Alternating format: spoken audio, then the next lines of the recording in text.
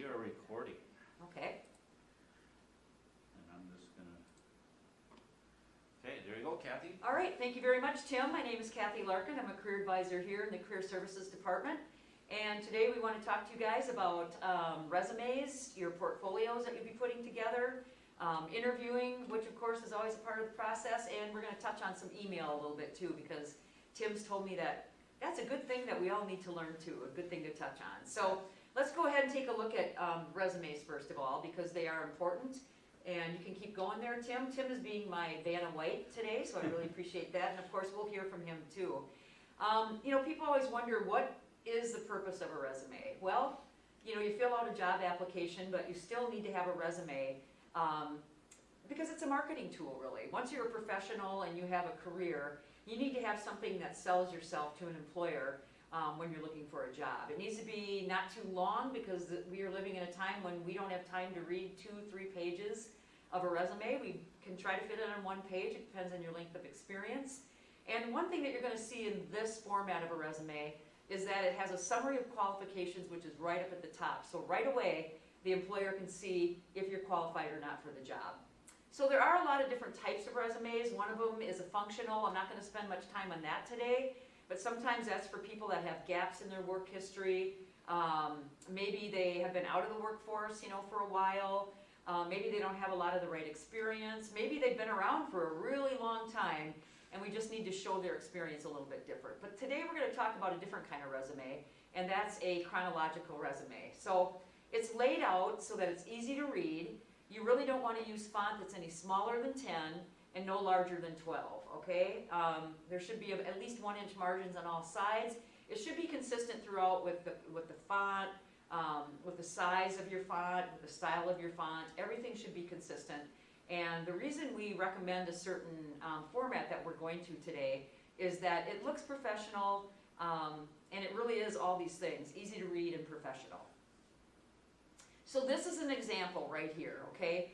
And I think you'll also have something on your Blackboard shelf so that you can look at it as well. But this is really the kind of resume that we're looking at. And this, you can see, is an example of a civil engineering resume.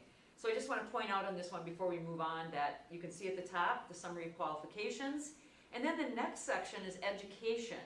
And the reason we have that second right now is that this is current and it's relevant, of course, because you are studying to get a civil engineering technology degree.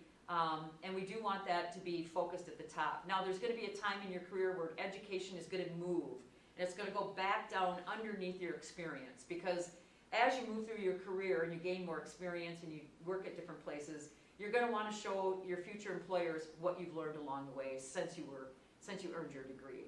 So we are going to go through these sections a little bit one by one, but I did want to give you a quick look at what the resume is going to look like. Anything you wanted to add, Tim? No, you're right on the right track. Okay, so this is the very top of your resume, okay? That's where, you know, you have your information. And it seems pretty straightforward, pretty simple. Not many ways you could mess that up, right? Your name, your address, phone number, email. However, there are a few things that could go wrong here. Really only 2 of them. One big one, and that's your email address, okay? You want to use a professional one. So if you want to move to the next one, I'll show you why that is. So, your email does reflect your brand. It's a part of it. That's why you want it to be professional. So take a look at these. Yes, there's some on here that aren't so professional. Actually, every one of these isn't so professional. Too hot for you, eat poo. I always like to mention those two. They're my favorite. Loverboy fan, you know, derby cars, into woodshed, horse angel. You get the idea, right? When you look at these. Not professional. So if you do have an email, anything like this that says something about you, maybe that's fun or interesting, that's totally fine. You don't need to get rid of it. Keep it. Do not put it on your resume, okay? Make sure that you put a professional email address in there. Open up a Gmail account, maybe a Yahoo. It's just your name. Maybe you have to put a number if there's a few people with that name. And use that for your job search. You always know that that email account, you only have it when you're looking for jobs, okay? That's the only time you would probably look at it. So that's why that's important. And we're going to move on. One other thing I want to mention about the heading before we talk about the summary of qualifications. Sure, leave that up there because it's fun to look at. Okay, don't leave it up there. Is the phone number, okay? So when you have a phone number on your resume, which you should, because employers will call you to set up interviews. Make sure you have a voicemail on that phone number that's also professional, okay? Make sure you have a voicemail at all. I know some people don't put them on their phone anymore, but just have something simple. Hi, this is Jason. I can't take your call at the moment. Please leave me a message and I'll get back to you as soon as I can. That's all you need to say. But an employer, when they call you, expects to get an answer, either from a live person or being able to leave their information. So please make sure you have a professional voicemail on your phone. No music, no funny business. Exactly. Yeah. Not while you're job searching anyway. So let's move on. Now, so at the top underneath the heading is that summary of qualifications that I mentioned earlier. And it simply is showing the employer, like it says, why you're qualified. It could be called a summary of skills and qualifications. It could be called a professional summary. There's a few things you can call it. I'm not real picky about all that stuff. But this is supposed to show the employer why you are qualified for the job that they have open right now, okay? This is a part of the resume that can get changed for each job that you apply for. You can change the bullet points to match up better with each job. So using the job description as a guide for that section is really a good idea. You want to list your top qualifications, but you also want to list the ones that they're asking for, that they're looking for. So if you're applying for 4 different civil engineering jobs at 4 different companies, they all might be asking for a little bit different qualifications. They're all looking for, not the same person all the time. So you'll want to change that up for each job that you apply for, okay?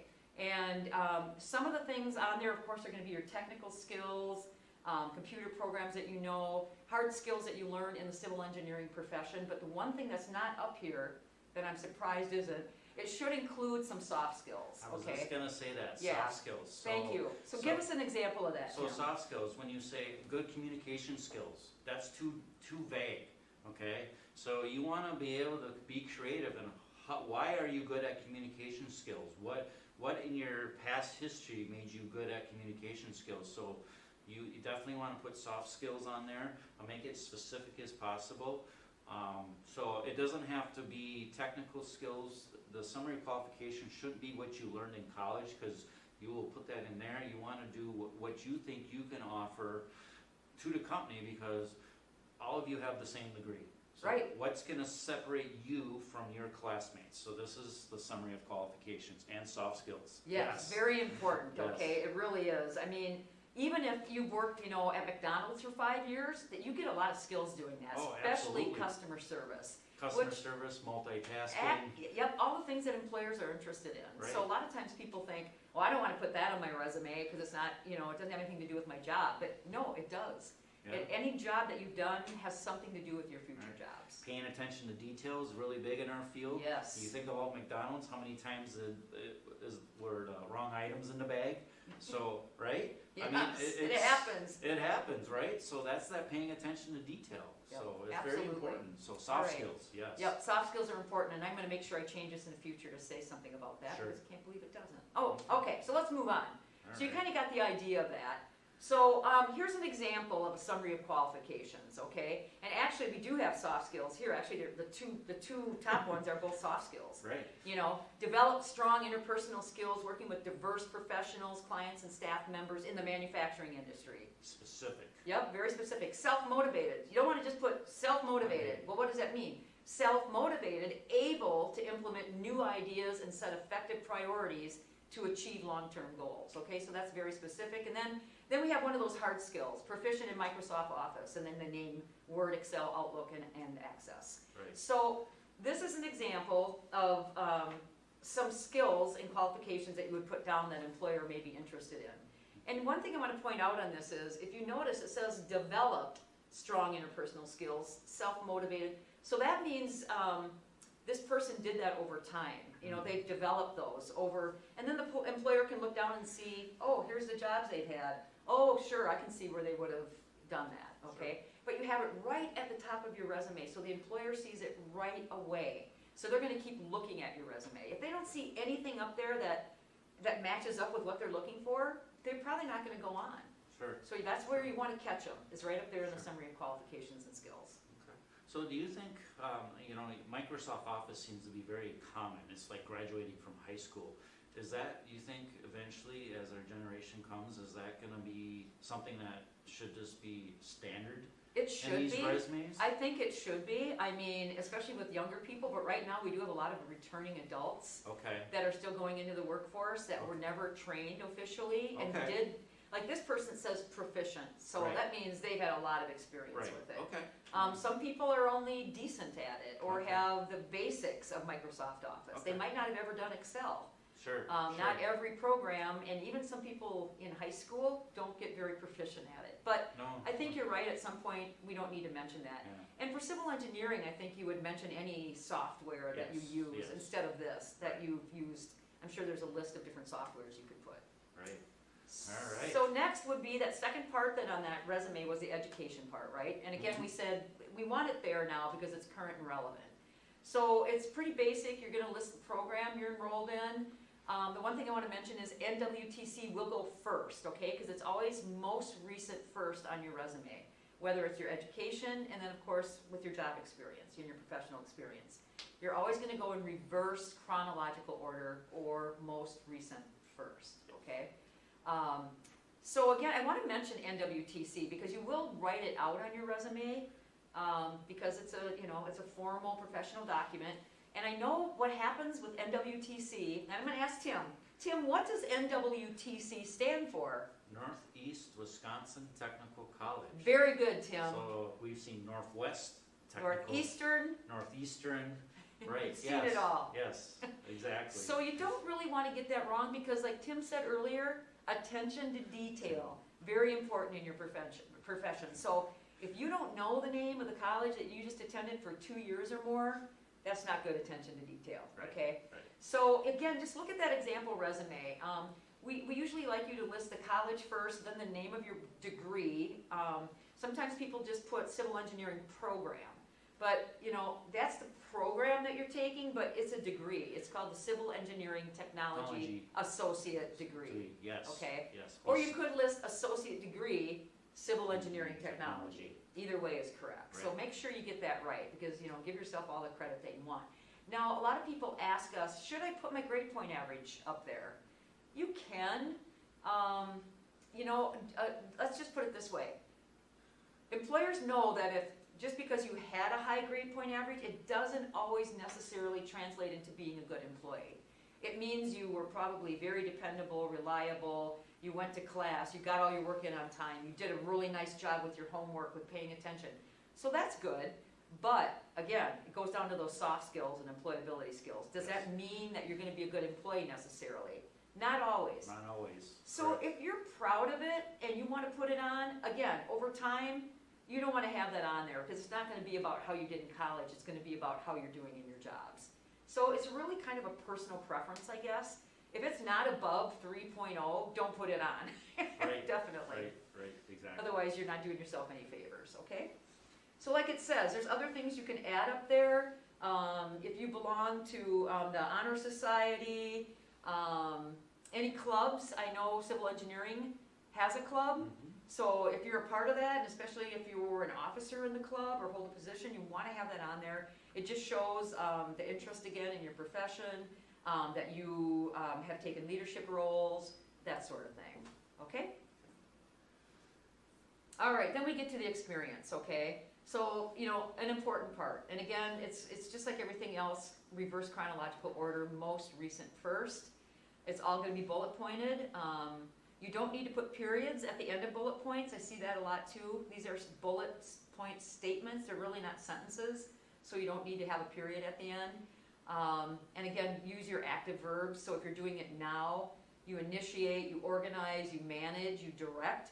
If it's a past job, it's using the past one. So that would be those ED endings, okay? And there's always exceptions to that, of course.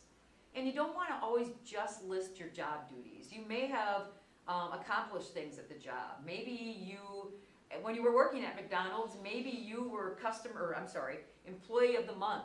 Absolutely. Maybe you were able to, set some records as far as customer service went. Maybe they keep track of stuff like that. Right. Who knows? Or But if there's you became anything a shift leader or Right, something. shift leader, You know. anything that you can quantify, you were shift leader over, 10 people. Right, That again, the employer, it tells something to the employer about you, because really, this is a piece of paper they're gonna be looking at to decide if they wanna interview you or not. So you wanna, give yourself all the credit you can. This is not a place to be shy, okay? This is a place to tell it like it is and tell them what you have.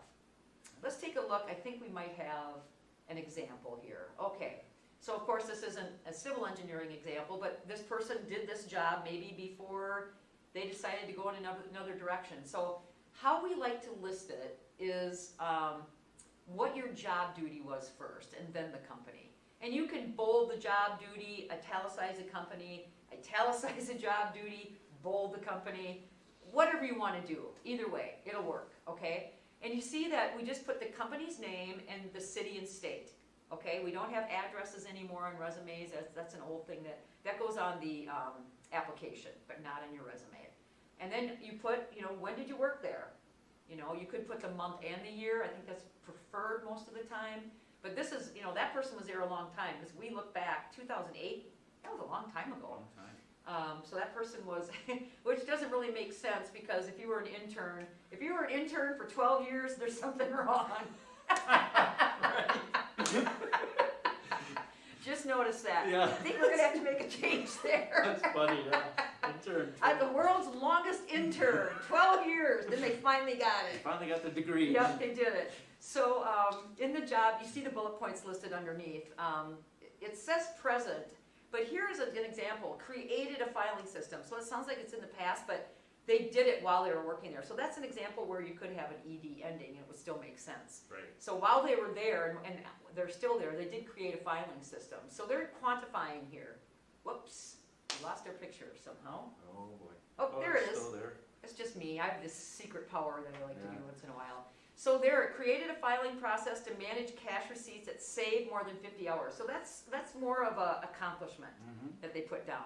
Then they put their job duties: compile reports, maintain accounts receivable, and prepare monthly financial reports. Yep. So it's pretty straightforward. Bim, bam, boom. What did you do? What did you accomplish? Right. Put it on there. What separates you? Yep. What were you good at? Yeah, Basically. put that stuff down. And try to think what you were good at when how can it relate to the new job you're applying for? Because that's what they're looking, because they're looking for a relevant experience. So, and if you have so the thing is, when you do your experience, they're always looking for employment gaps. So you may have to just put your experience on there just to show that I've been working, but I've switched careers. But some of these jobs, like as you get older and older, they just kind of drop off and fall off the cliff because they're not necessary anymore. Yep. So they're gonna look, that's what the interview is for. It's like, okay, I see you haven't really done this before, but this is relating to my new position. That's where those talking points come in. So, All right, great. So, Yes, that makes a lot of sense. right. All right, so this is really it. It's pretty straightforward. Now, there are other categories you can put underneath your work experience. Actually, military experience, I don't always think needs to be a separate section. I just list it as experience. It's work experience. So it would just go in the chronological order that you had the military experience in. If you are a veteran or currently serving in the military, that is something you should list up at the top in your qualifications and skills. Yeah, that's Because current. it says, it's current, it says a ton about you as well. Right. It tells the employer that you have a lot of teamwork experience, that you are dependable and reliable. If you serve 4 years in the military, you're probably pretty dependable and reliable. You have done a lot of teamwork, and you probably have a lot of leadership experience as well. So now you noticed, again, just jumping back quick to education, that you don't have to go back there, Tim. Okay. I'm just going to say, but in the education piece, you noticed that there was no high school there. Right. So I want to mention that yes, we don't list high school anymore on our resume. It's a given that you have a high school diploma or you would not have a college degree. But there are things from high school you might want to list, and this could fit in here, like under activities, honors, awards, clubs, student organizations.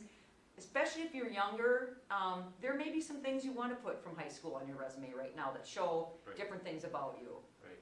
An important thing on this additional like memberships and organizations. So civil engineering employers want to see that you're involved in the community. Are they involved in American Society of Civil Engineers? Are you involved in the Wisconsin Society of Land Surveyors?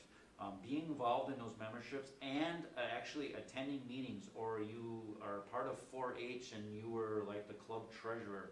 That means so much to employers because you're not self-centered, you're willing to donate your time for the greater cause of the industry. So like Kathy said, even if it was in high school, put it on there. Yep. Because that's what they're looking for. Unless you're 50, then don't put it on there, because that means if you haven't done anything since then, that's probably not good. Right. All right, so those are the different categories you could also add to your resume, and certainly add what you want, and that's why we're here to look it over and decide, does this make sense for you, and could we rename it, and that kind of thing. Right. So just some quick reminders that, don't, the other thing I want to say is don't put references available on request anymore in your resume. You really don't need to do that. Everybody knows it. It's a kind of a assumed thing. Once you have a resume done, you can use it as a master resume. And then you can take that one and just change those bullet points for summary of qualifications and skills to match up, like I said earlier, with each job that you're applying for. And probably one of the most important things on here is proofread. Have someone else look at your resume, have it reviewed. You might not notice a mistake in your own resume or your own cover letter because you know what you meant to say, and you're going to see it that way. Right. You're just not going to see the mistake. Right. Read it out loud. You'd be amazed how many grammatical errors you'll hear. Yep. And especially in a cover letter. I always say, read your cover letter out loud. Yes. Then you're going to, because that's what I do when I get them. I read them out loud, and then I realize, okay, that makes no sense at all. Right, right. Do we want to talk about social media at this point, or is that later? No, we could mention that now. I don't think I have a separate section on that, but I would definitely talk about that with interviewing and stuff anyway. Right. So we don't need references of reply or available upon request. Reason why is, guess what? Social media. So Facebook, LinkedIn is a very professional one. So they're going to look at your Facebook, TikTok, Twitter, whatever it is. Instagram. And the very first thing. Twitter. So first thing they do, if they see any spelling mistakes, you're out the door. Yep. Right? So if you don't take the time to make your resume look great, it's spell error free, and then they're thinking about considering you. You made the first cut. All right.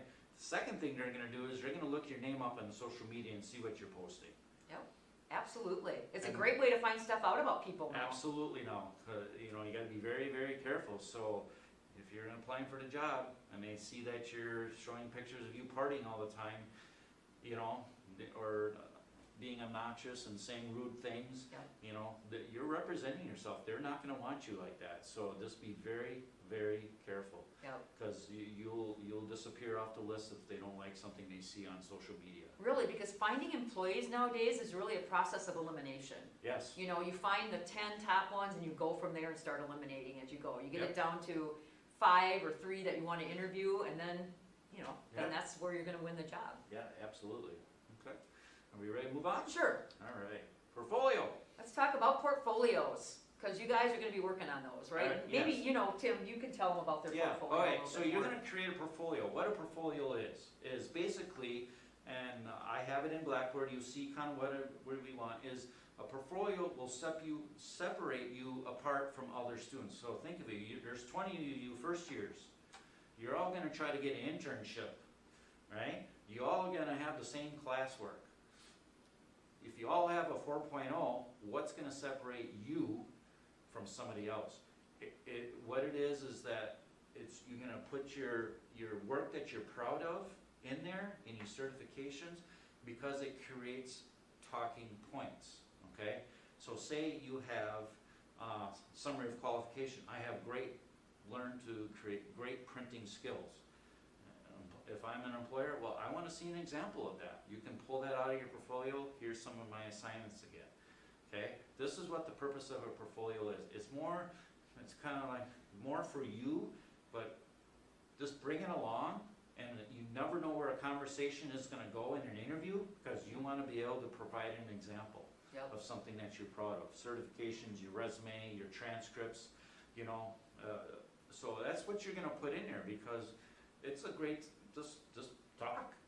Yep. talking points. Yep, That's it's basically what it evidence. is. It's evidence. It's evidence, it's Evidence. proof. You know, It's you proof. can talk all day about great Right. stuff that you've done, but if you can actually show some proof of it, Absolutely. that's worth a million words, Right. right there. So, All right, so we'll go through this a little bit different. I mean, portfolios are different from resumes, just like what Tim already said. You know, they're proof of your work. You know, Proof where of work, resume right. is statements of your work and what you can do. Resume gets your foot in the door. The portfolio is what you're gonna bring along to your interview. So that's just gonna help you get hired, okay? Is it necessary? Well, I mean, if you really want the job, and like Tim said, this is a way to set yourself apart right here too. You wanna set yourself apart in the resume, now you wanna set yourself apart from the rest of the applicants in the pool and maybe even classmates, okay? It just, like it says, increases the likelihood that you'll be hired if you can show an employer, this is how I did this. Here's a picture of what I did. Here's an example of what I do and the kind of work that I do. Absolutely.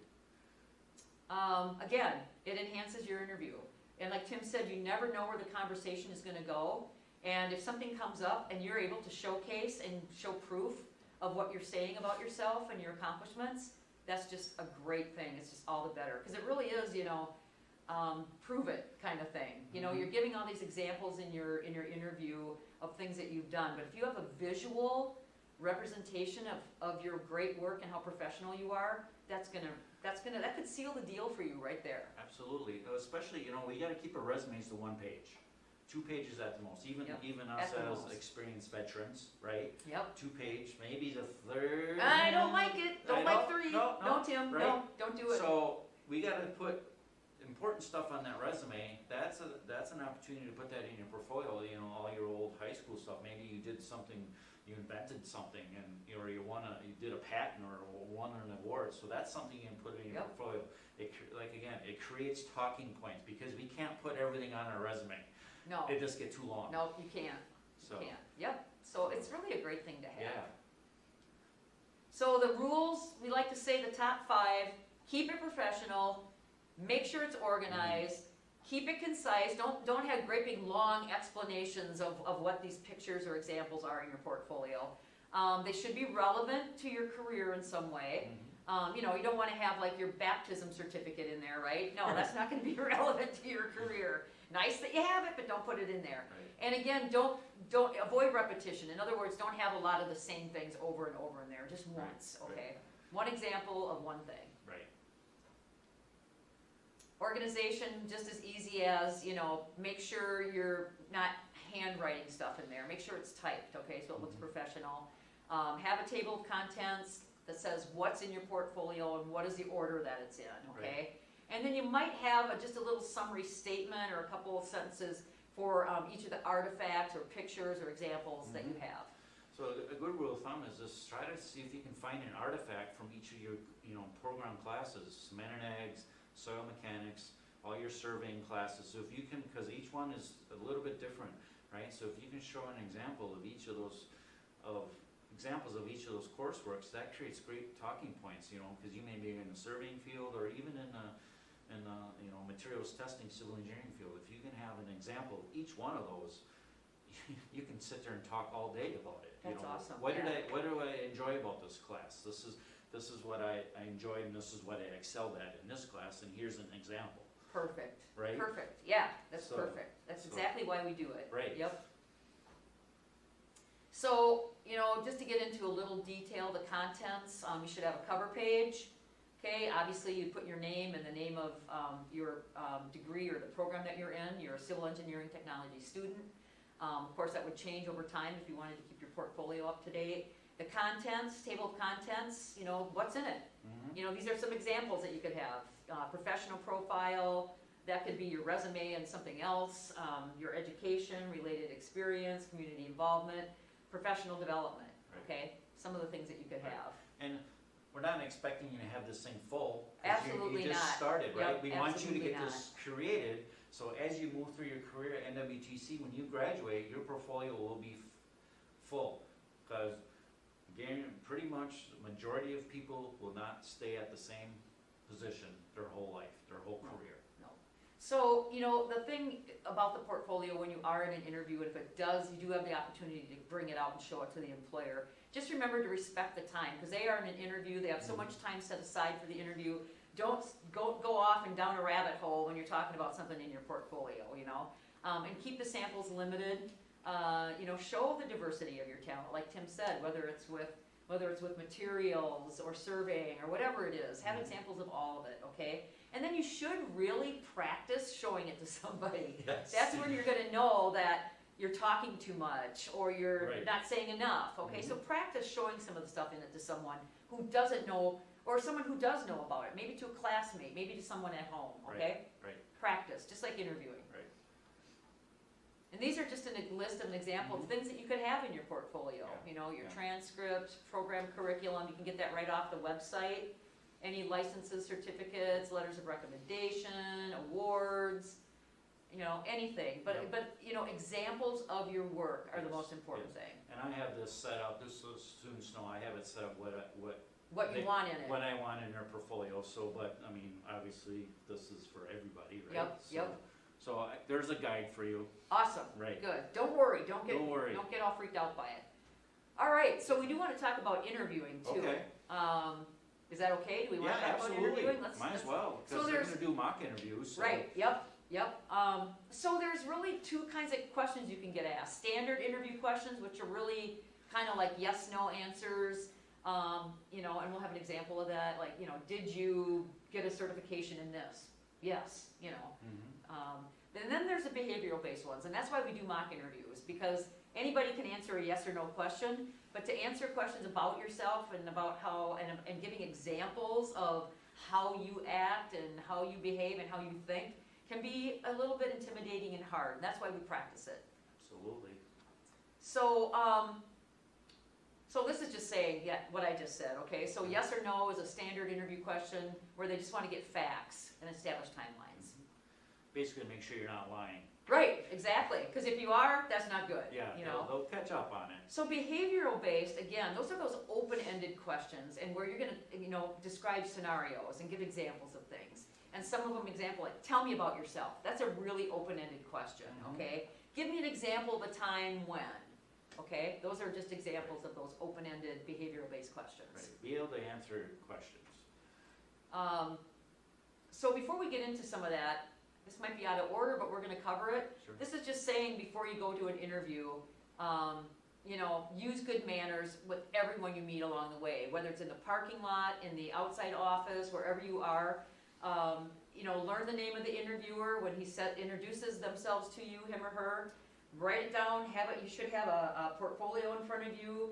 Quick, write the name down on there if you need to. It's okay to make notes during Right. interviews. It's Right. okay, it shows that you're paying attention, to detail. And then like it says, answer every question concisely, and the most important thing, be honest, Yes. okay?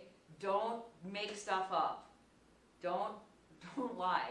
Be yourself, be sincere, and, you know, use good English, and treat it as a conversation when you're in an interview, Right, right. okay? The best that you can. That's why we practice this stuff. I like that you put includes the parking lot, because you may be walking past the CEO of that company. Absolutely. People have been caught with that, like Right, out in the right. parking lot, they smoke a cigarette and they throw it down in the parking lot Right, and exactly. stuff like that, or they're on their phone talking really loud in their car or walking around in the parking lot. Right, You know, just not a thing you want someone to see before you go into interview. right. So the top question, one that you're always going to get asked, is that tell me about yourself, okay? And that doesn't mean that you talk about, you know, what you did this summer, you know, your hobbies, your family. No, they want to hear a brief statement about you professionally. And right now that would be more that it would cover like your education level and it would cover your job experience. It's sort of like bringing that resume to life a little bit in a brief way, just a summary. Sure. You know, I've got past experience in this. The reason I got interested in this field was because, and I have a passion now in the civil engineering field for whatever it is, okay? So it's just a brief statement about your career path, you know, Right. and your strengths. Right. Well, you know, that was an example. We just, you know, hired Howard's replacement because he's now an associate dean. So that was the very first question of each of the interviewees was, tell us about yourself. You know, Yeah. it was basically, a synopsis of his resume, and just in his own Words. fluid words, so Yep. it wasn't bullet pointed, so. Yep. Yeah, because they look at that piece of paper, but now they want you to prove that it's all true and bring it to life for Right, them. where, I was, as he was talking, I was kinda looking at his resume, oh yeah, okay, here it is. Yep, So. yep. So you will get asked that. These are Right. some other common questions, okay? And, why are you interested in the position? You better know what the position is, and you better know some things about the company when they Yes, ask you this, look because up the company on Yep. the website. they want to every- know that you want to work for them for a specific reason, that you know things about them that interest you, Right, Um, ask people too. Oh, absolutely. If you know anybody, ask people, Yep. you know? So these are all examples of questions that we practice in mock interviews, of your strengths, weakness, maybe why you left your last job, how your experience so far makes you a good fit, how do you handle criticism. There's all kinds of different questions you could get asked, and that's why we Absolutely. practice, so you can get more comfortable with that. Right, right. And they're always going to ask you at the end of an interview, do you have any questions for us? And what do you never want to say, Tim? I don't have any questions. Yep, you never I want don't to say say that. that. You Don't always ever have a say, nope, question. I don't have any questions. I think I'm good. Yeah, You always want to ask questions. So you can ask questions about the organization or the position that you shouldn't already know. Right. Okay? Don't ask something that's right in the job description. right. Don't ask something that's on the very first page of their website, okay, that you could have read yourself. Ask about the next steps. When could I expect to hear something from you? Or what are Right. the next steps in the process? I'm really interested in this and I really want to know what's Right. coming next. Yeah. Don't ask stuff about, The salary. yeah, don't ask about the pay right away, how many vacation days you get, or how soon you can take vacation. Don't ask that in an interview. That Right, just does right. not put you in a good light with an employer. Ask about the culture. Absolutely. How is it to work here? What is why do people like working here? Yep. You And know, why did the last person leave if you're filling someone's position? You Right, might tell why you did something. they leave, because employers, they wanna know if you're gonna fit in, and you wanna make sure you fit in to the company too, Yep. so Because maybe you don't. maybe you don't, And right? you don't want to go there and find out in The- 2 weeks that you're in the wrong place. Right, exactly. Or they so- find out you are in the wrong place. Right, exactly. You always want to follow up an interview with a thank you, okay? Yes. You want to send, it can be an email, it can be snail mail. However you want to do it, you need to do it, okay? Because that's one thing I do hear from employers is a lot of people are not sending thank yous for interviews. Because look, yes, you want a job and they need you, but they're also going to invest thousands and thousands of dollars in you. Right. And they also are taking up time away from their regular duties to do interviewing. And, sending a thank you just shows again that you're a professional. Mhm. And that you have manners and you're courteous, Right, okay? right. Did want to mention that we do have a career closet here at NWTC in our Career Services office. Right now, this semester, you do have to make an appointment to come into the career closet to look Okay. at clothes because of the whole COVID protocol that we have here at the college. Okay. You do have to have an appointment to come into the Career Services office, almost like any other office on campus. But you are allowed, as a student, 2 free outfits every semester. That's And awesome. actually, right now, if you wanted to take 3, we'd be just fine with it, because we have a lot of clothes. Yeah, it looks like it. So again, that's open to all of you, Yeah, okay? That's a great service. Yeah, so we did, Tim and I talked one day, and we did want to just touch on email etiquette too. Once you do get hired at that job and you are with the company, it's one thing that we hear complaints about and that a lot of employers are very disappointed in, and that's email etiquette, okay? It's like how you communicate on the internet, but rules for how to communicate appropriately and respectfully, okay? Yes. Because when you email someone at a company, it's a professional, it's something that never goes away as well. It's an example of you, and they could pull it out at any time and say to someone, this is why you're not getting a raise. Look at these emails that you sent. Because when you work for a company, anything you put on that computer or write, they own it, and they Right. have the right to look at all of it if they Right. want to. So Right. just remember that when you're writing things on your, instant messaging systems, jabbers like we have. And why is it important? Well, because it shows your communication skills. If you wrote on your resume and said in an interview that you have these great communication skills, that you're good talking with people, communicating with them, and then they see your first few emails are really unprofessional, don't have professional language, that's not a very good impression, and it says to them, you are not a good communicator, at least not in all facets that you need to be, okay? So here's just an example email, okay? Fake client. So if you had to send out an email, okay? Attached is this thing, blah, blah, blah. Thank you for using it. Please call if you have any questions or need further information. Pretty straightforward and to the point, okay?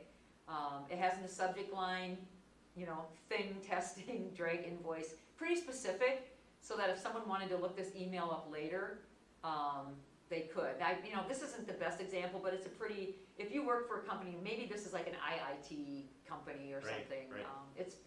It would be great for them because it's very specific, it's to the point. There's not a lot of like hello in there, which there should be. No. You know, it's No, pretty. I would say to whom it may concern. You Right, know, if anybody. It It should be addressed to someone. somebody, right? Right, If it's going to like a common email, right? yep. So, yeah, that's the key. Subject line, Gotta have something in there. introduction, Yep. thank you. And a closing. And a closing, and then, and never say, I need this now.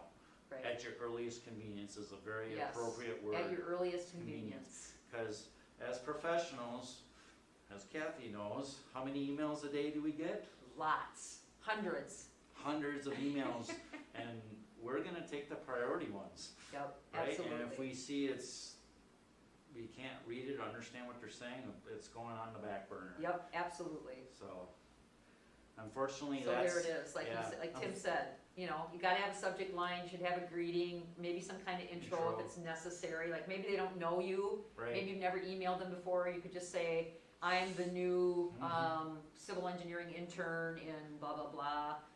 And then, you know, here's why I'm contacting you today. right, And there's your request or your statement that you need to make to them. And then you say, thanks for your time at the end, or thank you, hope to hear from you soon, or whatever it is, and then you have your signature, Yep. okay? So it's basic, but it's important that you do it right. it is important, because I see several emails coming from students asking, you know, question 2 in the subject line. I am having trouble with question 2. Thank you. Question 2 where? Blank. Question 2 with So, what assignment? What is what- question 2? What class, what assignment?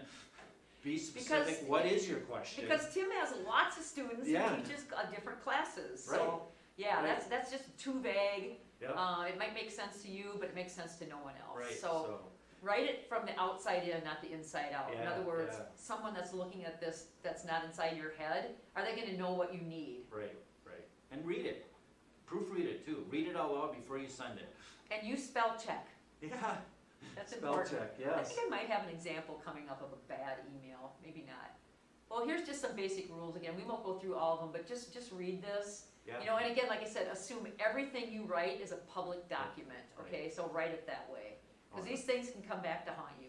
Right on the end there, say reread your message. Yep, reread it. Because you know what, I always do spell check and I reread, because sometimes I see that I left a word out Mm-hmm. or something, and sometimes if I don't reread it, when they answer it and I see what I wrote the first time, I'm embarrassed. Right, Don't be like that, because Right. it is embarrassing right, sometimes. right.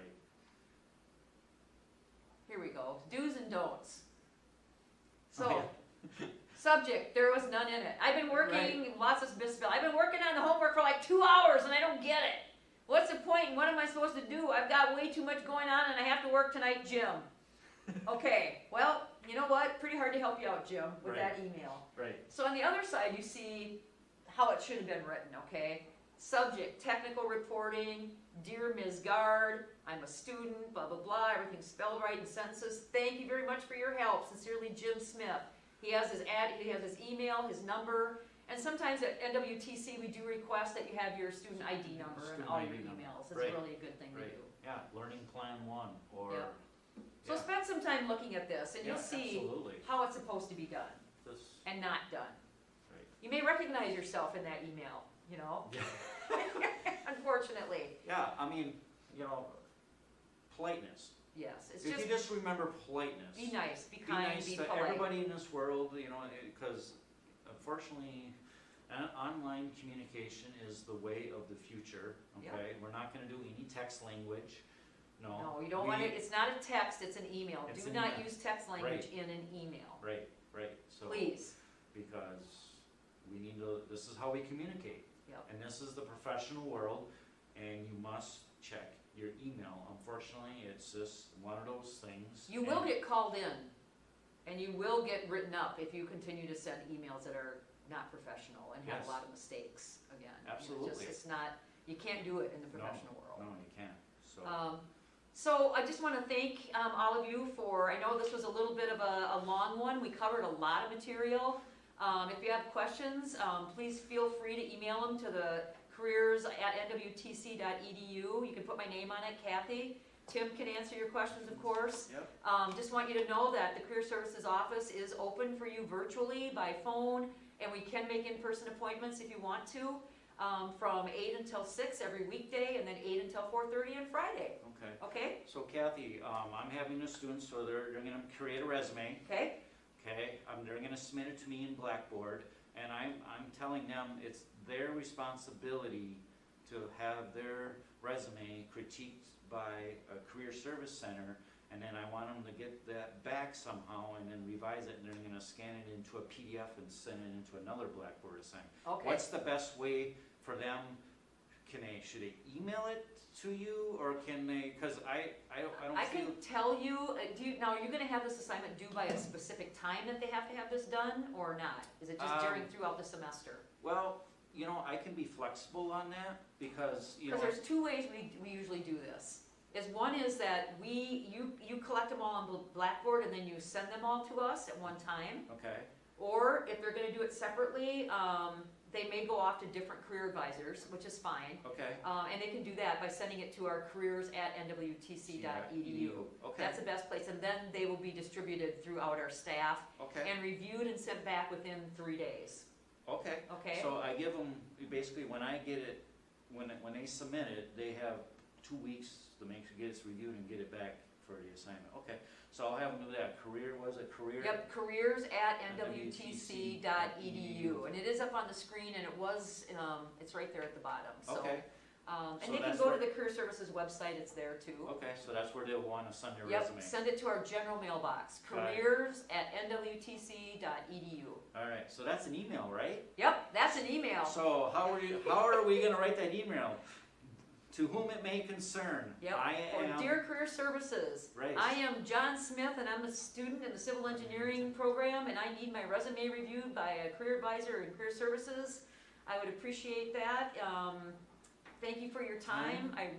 Blah, blah, blah. That's all you Right. have to do. Maybe Right. put your student ID number in there. Right, so, yeah, Yep. just don't attach your resume and expect. Right, because we do get that. We don't know the program No. the student's in, we don't Right. know the instructor. It'd be nice if they said this is for yes. Tim Tomlovich's class, Right, Tomlanovich's class. right, so, no, As much information as we have, the sooner we can get it done and back to you in a decent amount of time. Otherwise, we gotta start doing research and detective work to figure out who are you, where are you, what class is this, we gotta go into Starfish, we gotta start digging around. Right, And we don't like to do that, and we don't have time, right? Because we So wanna that's- get it back to you so you can get it turned in for your Right. assignment on time. absolutely. All right. Awesome, thanks Kathy. You for bet, the thanks great for your job. attention, everybody. Thanks, Thank Tim. you. Yep.